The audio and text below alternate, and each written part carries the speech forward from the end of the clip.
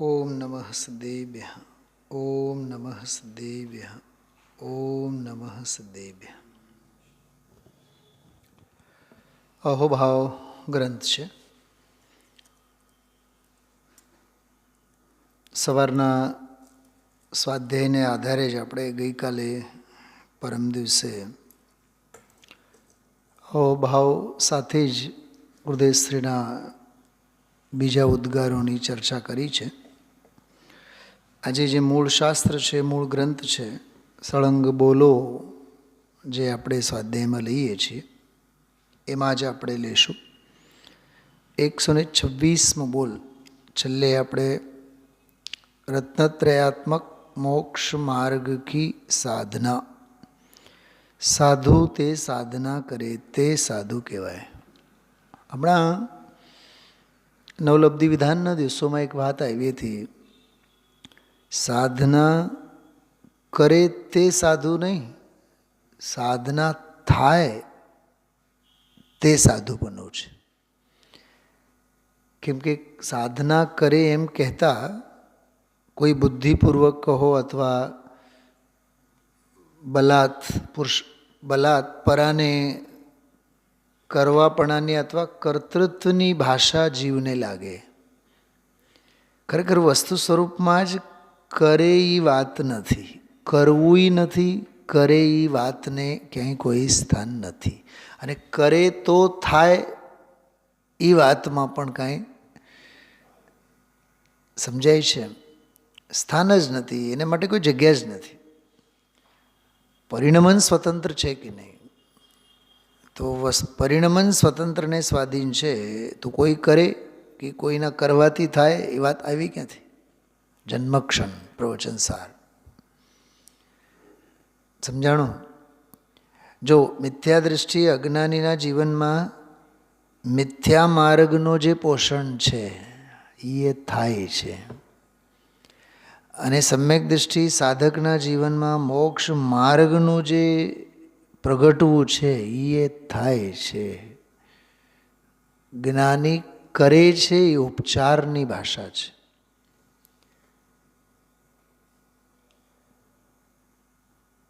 ખ્યાલમાં આવે છે શું કહું છું? હા, અજ્ઞાની કરતા બુદ્ધિએ પરિણમે છે એટલે કરે છે કહેવાય છે. જ્ઞાની અકર્તા ભાવે પરિણમે છે એટલે એ જાણે છે, કરે છે નહીં, જાણે છે. ખ્યાલમાં આવ્યું? કેમ કે જ્ઞાતૃત્વ એના ભાવભાષણમાં છે, કર્તૃત્વ નથી. હું આજે વાત કરી છે, બહુ માર્મિક વાત છે, સમજજો. જ્ઞાતાપણું જ્ઞાનીને લાગુ પડે, કરતાપણું જ્ઞાનીને લાગુ નહીં પડે. સાહેબ કોઈ પણ રીતે નહીં પડે. અરે વસ્તુ સ્વરૂપમાં જ નહીં તો પછી જ્ઞાનીને ક્યાંથી લાગુ પડે? જ્ઞાનીની નજરમાં તો વસ્તુ સ્વભાવ છે. અકાર્ય કારણત્વ શક્તિ સ્વભાવ સંપન્ન આત્મા જ જેની દૃષ્ટિમાં તરવરે તો પછી પરને કે પર્યાયને કરવા ક્યાં જાય? કરવાપણું જ શું છે? એ જ્ઞાનીના પર્યાયના પરિણમનમાં સંવર થાય એને જાણે, નિર્જરા થાય એને જાણે, મોક્ષ થાય એને જાણે, ભૂમિકા પ્રમાણે આશ્રમ અને બંધે થાય એને જાણે. કરે નહીં, જાણે. અકારક અવેદક જ્ઞાયક. સીધી દૃષ્ટિની મૂળ વાત એમાંથી નીકળે છે. 4 મિનિટ ને 12 મિનિટ મેં આ વાત કરી છે. 4 મિનિટ ને 12 સેકન્ડ એ દ્વાદશાંગનો સાર છે, સમજો. આ નહીં સમજાતો તત્વ કંઈ નહીં સમજાણું. જ્ઞાનીને જ્ઞાતાપણું લાગવું પડે છે, કરતાપણું છે જ નહીં, હોય જ નહીં કોઈ પણ અપેક્ષા. એટલે આમાં જે લખ્યું છે ને કે સાધુ રત્નત્રયાત્મક મોક્ષ માર્ગની સાધના કરે છે. હજી એક વાત કરું ધનજીભાઈ, સાધના કરે છે એમાં આપણને અનંત પુરુષાર્થ દેખાય છે. જે સધાય છે એને સાધે છે, કરે છે વાળી વાત ક્યાં છે? જે સધાય છે એને સાધે છે, સહજ ભાવે રહે છે. સહજ ભાવે રહેવામાં જ અનંત પુરુષાર્થ છે. પણ ઓલી ભાષા છે ને કરે છે, એ આપણને એ ઝેરમાં આપણને મજા આવે છે. તમે જો આજકાલ છે ને અમે રાત્રિ ભોજન નથી કરતા, તો નથી કરતાનો અહમ. અમે તો રોજ 3 કલાક વાંચીએ છીએ એનો અહમ. અમે તો બરાબર દર વર્ષે જાત્રા કરીએ છીએ એનો અહમ. અમે ઉપવાસ કર્યો એનો અહમ, અમે એકાસન કર્યો એનો અહમ, અમે સ્વાધ્યાય કર્યો એનો અહમ, અમે દાન આપ્યો એનો અહમ, અમે લોભ નથી કરતા એનો અહમ. તો ક્યાંક ને ક્યાંક કરીએ છીએ, નથી કરતા, કરવાની સાથે જ ક્યાંક ને ક્યાંક આડકતરી રૂપે આપણે જોડાયેલા છે. ભાષામાં પણ જ્યારે આવું બધું છે તો ભાવોમાં તો છે જ ને. પછી તો સાહેબ બોલવાનું નહીં, બોલતી બંધ કરવાનું. બોલવાનું નહીં એમ નહીં, બોલતી બંધ જ કરવાનું. ખ્યાલમાં આવ્યું? એટલે ભાષા કરતાપણાની હોય, ભાવ અકર્તાપણાના કાઢવાના એમાંથી. ભાષા કરતાપણાની હોય પણ ભાવ તો ભાઈ અકર્તાપણાના. આચાર્યો શાસ્ત્ર લખે છે કેમ? શાસ્ત્ર બનાવે છે કેમ? બોલો. વ્યવહારે તો એમ જ કહેવાય છે. લખનારા આચાર્યો એમ કહે છે કે શાસ્ત્ર લખતી વખતે પણ અમારી દૃષ્ટિ તો અમારા સ્વરૂપમાં હતી. શબ્દો ભેગા થયા, વાક્યો બન્યા, શાસ્ત્ર લખાણા. શાસ્ત્ર લખનારા અમે તો નથી. આ સવારે જ યોગિન્દુ દેવનું ન કીધું, અમે તો જ્ઞાયક છીએ. બોલો. રાગ કરનારા અમે નથી, દ્વેષ કરનારા અમે નથી, વિભાવ ભાવ સાથે અમારો સંબંધ જ નથી, દૂરનો સંબંધ નથી. સાહેબ પણ વિભાવના કાળે કે હા, કેમ કે અમે વિભાવના કાળે પણ રાગના કાળે પણ અસંયુક્ત ભાવે પરિણમતા હતા. ક્યાંથી બોલું છું? એ કઈ ગાથાની વાત છે આ? બોલો. અરે 14મી અને 15મી ગાથા. અબદ્ધ સ્પૃષ્ટ અનન્ય વિશેષ અસંયુક્ત. કેટલું ઊંડો ભાવ છે, વિચાર કરો.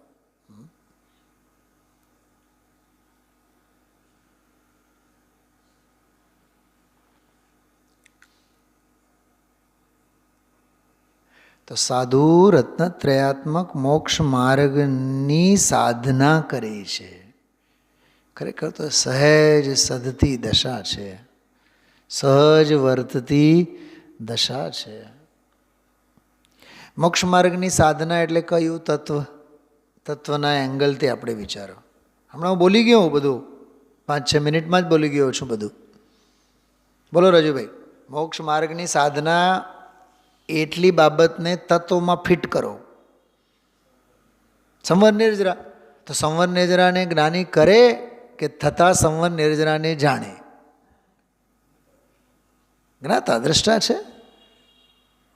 થતા સંવરને એટલે પ્રગટતી શુદ્ધિને, પ્રગટતા મોક્ષ માર્ગને, સદતા મોક્ષ માર્ગને.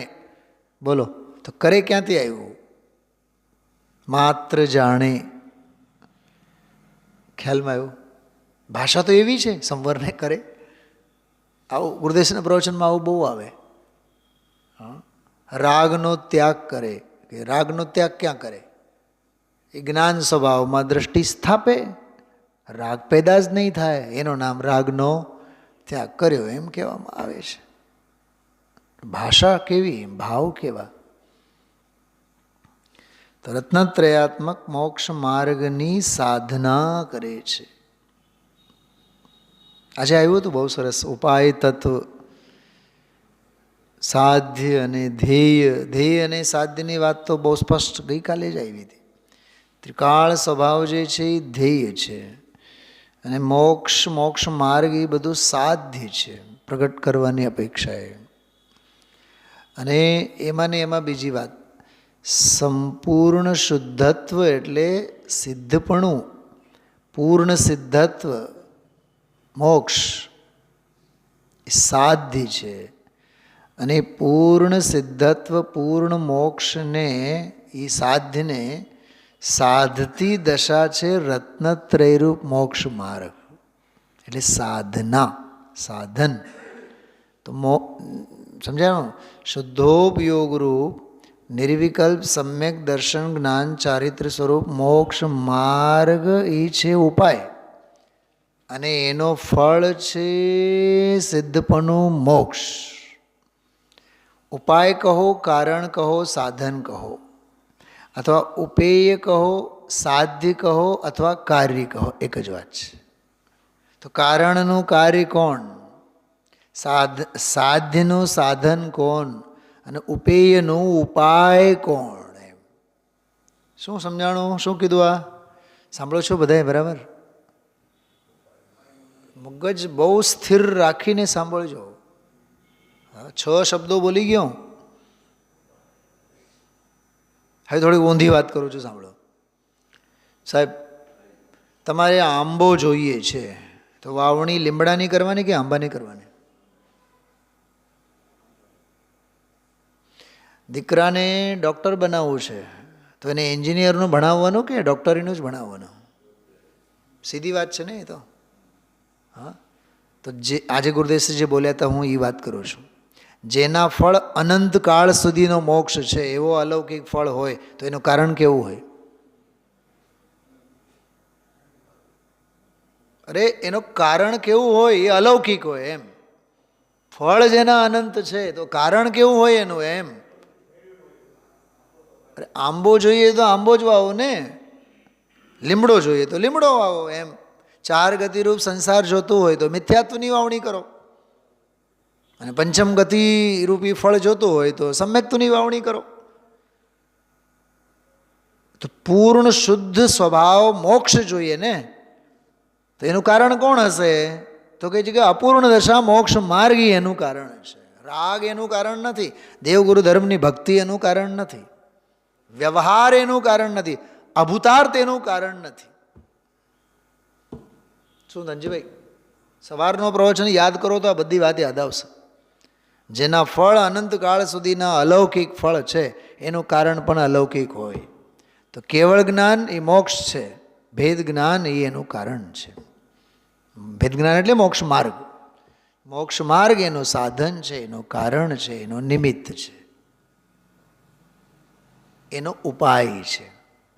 અને મોક્ષ જે છે, મુક્તિ જે છે, કેવળ જ્ઞાન છે, નવલબ્ધિ છે, અનંત ચતુષ્ટય સંપન્ન દશા છે, અરે અરહંત દશા છે, સિદ્ધ દશા છે, નિર્વાણ છે, મુક્તિ છે, મોક્ષ છે, એ ઉપેય છે, કાર્ય છે, એ સાધ્ય છે, પ્રગટેલી દશા છે. ધ્યેય નહીં. ઉપાય જુદો, ઉપેય જુદો, સાધ્ય જુદો, સાધન જુદો, ધ્યેય જુદો. ધ્યેય દ્રવ્ય હોય, ધ્યેય મોક્ષ ન હોય. કેમ કે ધ્યેય નિગોદમાં પણ છે. જો નિગોદ મેં સોહી મુझ में સોહી મોક્ષ મઝાર. નિગોદમાં પણ છે, મારામાંય છે, સિદ્ધોમાંય છે. જે ત્રિકાળ સર્વેમાં છે એ ધ્યેય. ધ્યેયને હોવાપણું જ હોય છે, થવાપણું નથી હોતું. થવાપણું એ સાધ્યના પક્ષે, ધ્યેયના પક્ષે નહીં. મને એક વાત બતાવો પહેલાં, ભાષા સમજાય છે હું શું બોલું છું? કેટલો ઉપયોગ એકાગ્ર જોઈએ આ બધી બાબતને.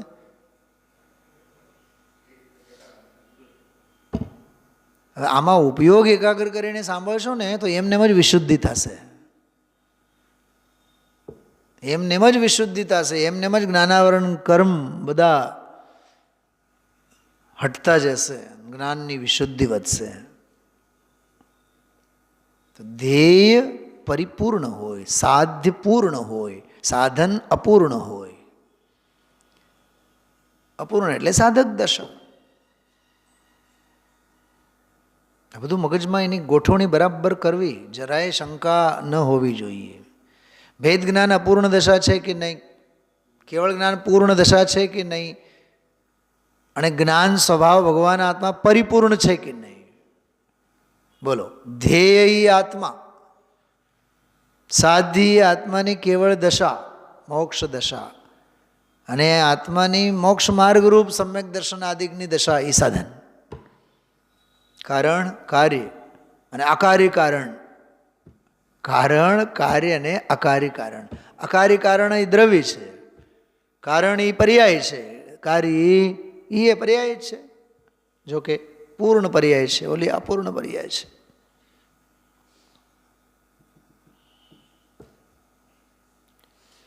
બહુ ગંભીર ચર્ચા કરી છે મેં, 15 મિનિટ બહુ ગંભીર ચર્ચા કરી છે, ધ્યાન રાખજો.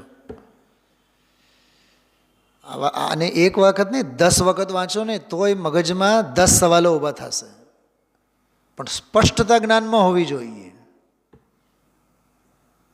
શું રાજુભાઈ, એક પ્રશ્ન તો ઊભો થતો હશે ને, સાહેબ દેવગુરુ ધર્મ કારણ નથી?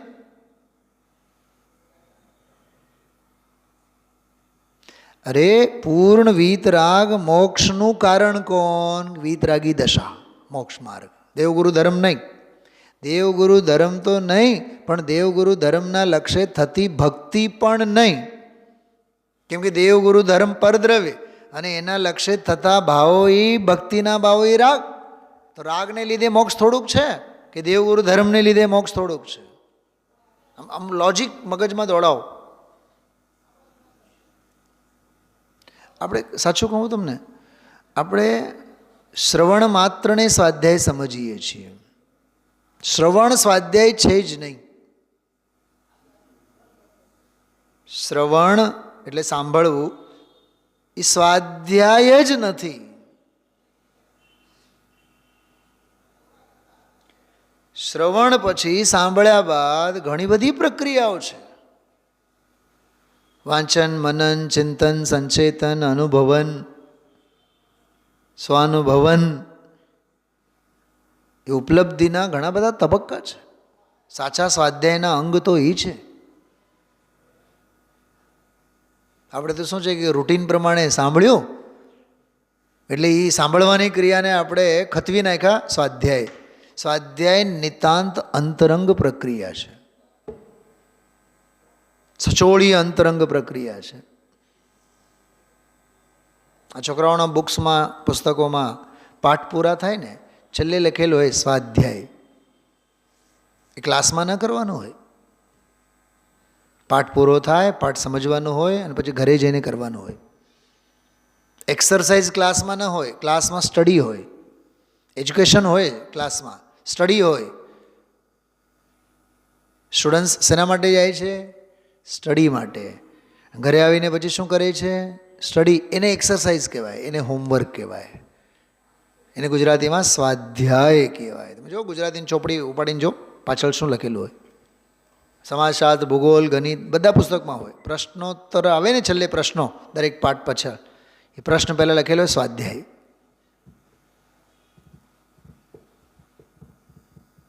કેટલું સમજવું, ક્યાંથી સમજવા જેવું છે. આપણે શું સમજીએ છીએ? સાંભળીએ છીએ એટલે સ્વાધ્યાય કરીએ છીએ. સૌથી પહેલાં બ્રહ્મને તોડો. સાંભળવું એ સ્વાધ્યાય છે જ નહીં. સાંભળવું ઓછું, સમજવું ઝાઝું. સમજવું ઓછું, અંદરમાં ઉતારવું ઝાઝું. કેળવવું ઝાઝું. કેળવવું ઓછું, અનુભવવું ઝાઝું. અનુભવવું ઓછું, અંદરમાં પરિણમાવવું ઝાઝું. પરિણમાવવું ઓછું, અંદરમાં ઠરવું ઝાઝું. એમાં આગળના તબક્કામાં સિનિયરિટી બઢતી હોય, ઘટપણું આવવું જોઈએ. આવું છે આ બહુ સરસ સાધનાના સંદર્ભમાં. હા, ખ્યાલમાં આવ્યું? મોક્ષ માર્ગની સાધના કરે છે, બોલો, એમાં ભાષા તો કરે છે વાળી છે. થાય છે કે કરે છે? મોક્ષ માર્ગ થાય છે કે કરવાથી થાય છે? થાય છે. કોઈના નહીં કરવાથી થાય છે નહીં, એનો જન્મક્ષણ છે.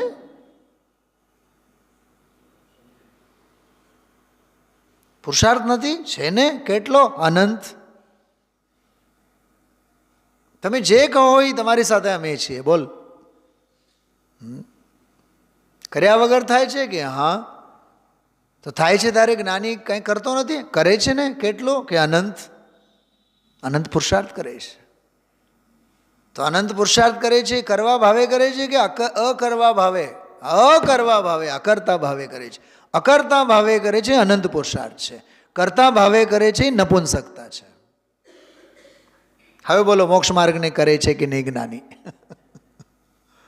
હા, તને કરે છે વાળી ભાષા કેમ ગમે છે? થાય છે એને જાણે છે એમ લેને. શું કીધું? સાચી વાત કરું તમને, જ્ઞાનીની પરિણતિ, શું કીધું? જ્ઞાનીની પરિણતિ, જ્ઞાનીના અભિપ્રાયો આપણા અભિપ્રાયો બને ને તો જીવન ધન્ય બની જાય. આપણે ભાષા બોલીએ છીએ જ્ઞાનીની અને ભાવોને ઘૂંટીએ છીએ આપણા. તત્વ સાંભળીએ છીએ ચોથા કાળની અને પરિણામો અને અભિપ્રાયો સેવીએ પંચમ કાળના, તો ભવિષ્ય શું હશે? છઠ્ઠો કાળ. ફરીથી બોલું છું, ભાષા બોલીએ છીએ એવા આપણે ચતુર છીએ જ્ઞાનીના, જ્ઞાનીની ભાષા, સમ્યક દૃષ્ટિની ભાષા.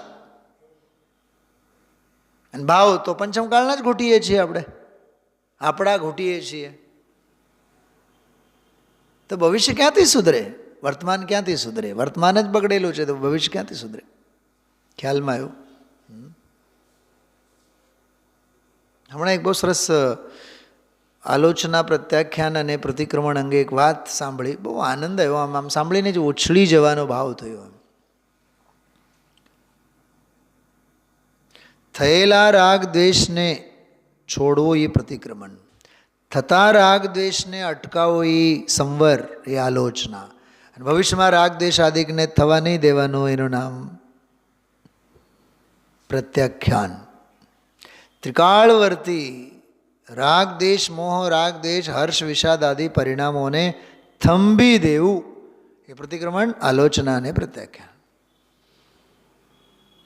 હવે માપ કાઢી જોજો, સવારથી સાંજ સુધી 24 કલાકમાં, 12 કલાકમાં અને આખી રાતમાં કેટલા રાગદેશના ભાવો અને શલ્યો અંદરમાં ઘૂંટાતા હોય છે. તો શેની આલોચના, શેના પ્રત્યાખ્યાન, શેની પ્રતિક્રમણ?